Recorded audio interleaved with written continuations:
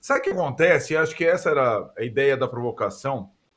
De fato, o Napoli lembra muito o Fluminense do Diniz. Ou lembra alguma coisa. Afinal, Spalletti e Diniz foram objeto de um artigo muito interessante no New York Times, concordam? Sobre Sim. técnicos que desafiam a mesmice no futebol mundial.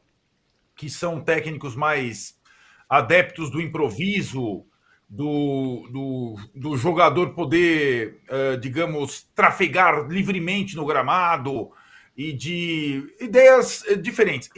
E de fato, são times muito interessantes de ver jogar, ver em ação. Agora, em mata-matas, em jogos contra times tradicionais e tal, muitas vezes os times que são mais aprazíveis, eles, se falharem numa das partidas, eles podem naufragar e não superar times mais triviais, como é o caso desse Milan, nesse aspecto. Isso eu concordo com o Julinho.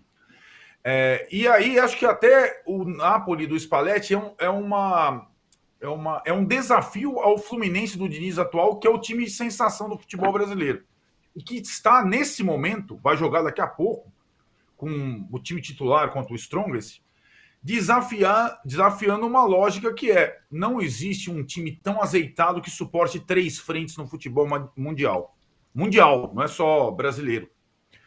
E o Milan mostrou que o Napoli no mata-mata já estava, digamos, fraquejando, né? Numa temporada muito boa. Isso pode acontecer. Ou bem marcado, né, Arnaldo? Ficou meio bem óbvio. manjado, bem estudado. Manjado. Exato. Boa. Isso pode acontecer com o Fernando Diniz e o Fluminense ao longo da temporada. Eu espero que não, mas é até o natural. Então, o Fernando Diniz e o Fluminense, além daquele título maravilhoso estadual, necessário, o Fluminense largou no Brasileirão ganhando fora de casa, a maior vitória, estreou na Libertadores ganhando fora de casa, estreou na Copa do Brasil goleando em casa. Então o Fluminense vai em 3 frentes. E aí a nossa grande interrogação é se esse futebol maravilhoso, vistoso e vitorioso no atual momento consegue suportar 3 frentes.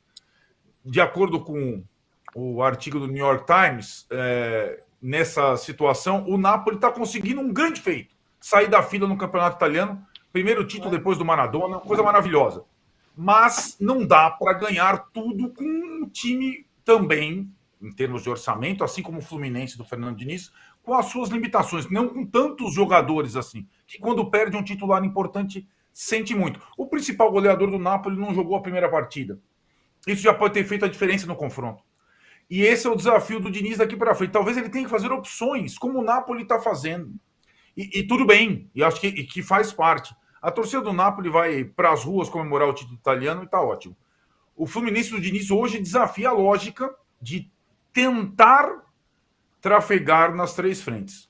Se eu fosse, digamos, assim, da comissão técnica do Diniz... Fala se eu fosse o Diniz, pô. Se eu fosse o Diniz. Se os meus conselhos, eu falaria para ele abraçar o Brasileirão de pontos corridos, mas de todas as formas, abrir vantagem e aí depois ninguém pega. Porque Copa, mata-mata, tradição, um jogo ruim, e ele já teve vários jogos ruins, Diniz, em eliminatórias recentes, inclusive o primeiro jogo da final do estadual, né? É mais complicado, entendeu? É só isso, não é uma divergência em relação ao Julinho, mas eu estou fazendo o transporte para o futebol brasileiro e para o Fluminense do Diniz, que é o time que nos encanta no momento, né?